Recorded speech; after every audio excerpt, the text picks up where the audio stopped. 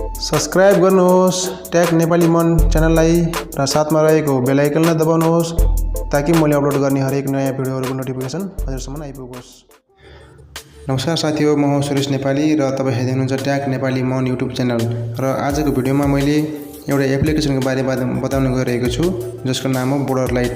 साथीहरु, तपाईले यो एप्लिकेसन प्ले स्टोरबाट डाउनलोड गर्न सक्नुहुन्छ अथवा तपाईले यो भिडियोको डिस्क्रिप्सनमा गएर म लिंक दिनेछु, त्यहाँबाट पनि तपाईले डाउनलोड गर्न सक्नुहुन्छ।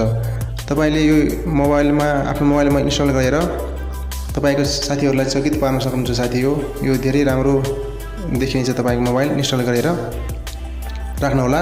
र साथी हो, आजको भिडियो सुरु गर्नुभन्दा पहिले म सर्वप्रथम सानो रिक्वेस्ट गर्न चाहन्छु हजुरहरुसँग, कृपया मेरो च्यानललाई सब्स्क्राइब गरिदिनु होला र साथमा रहेको बेल आइकन दबाइदिनु होला ताकि मैले अपलोड गर्ने हरेक भिडियोहरु हजुरसम्म पुगोस्।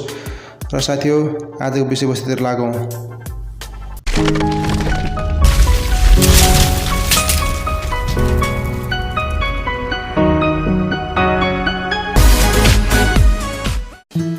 साथीहरु, मैले यो एपलाई कुनै स्पोन्सर गरेको होइन, मैले त सिर्फ मोबाइल कसरी आकर्षक बनाउन सकिन्छ भन्ने बारेमा बताउन गइरहेको छु।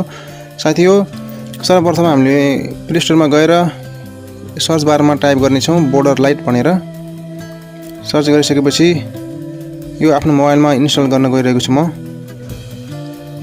र साथीहरु, भिडियोलाई मन पर्यो भने एक लाइक गर्नु होला, नबुझेको कुराहरु कमेन्ट गर्नु होला, भिडियोको तल रहेको रातो सब्स्क्राइब बटनलाई थिच्नु होला र साथमा रहेको बेल आइकन दबाइदिनु होला ताकि मैले अपलोड गर्ने हरेक भिडियोहरु हजुरसम्म पुगोस्।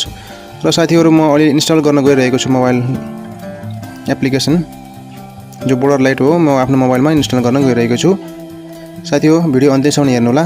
एक्टिभेट अब गर्ने हो, यसलाई कसरी गर्ने भन्ने बारेमा बताउँदैछु।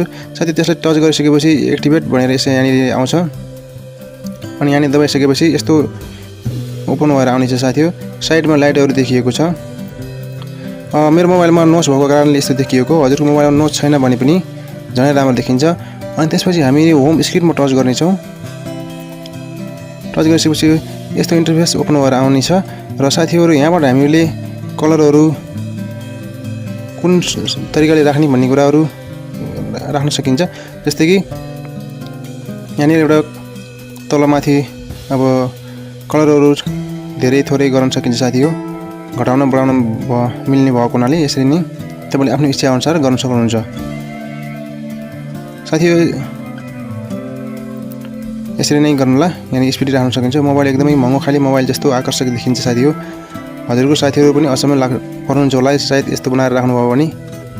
र साथीहरु, हामीले यसमा ब्याकग्राउन्ड इमेज पनि राख्न सक्छौं। जस्तो कि मोबाइलमा फोटो राख्नु छ भने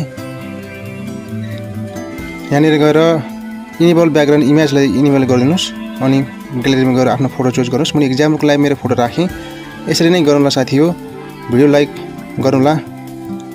धन्यवाद साथीहरु, म अर्को भिडियोमा भेटौने छौं हामीहरु। हवस् त।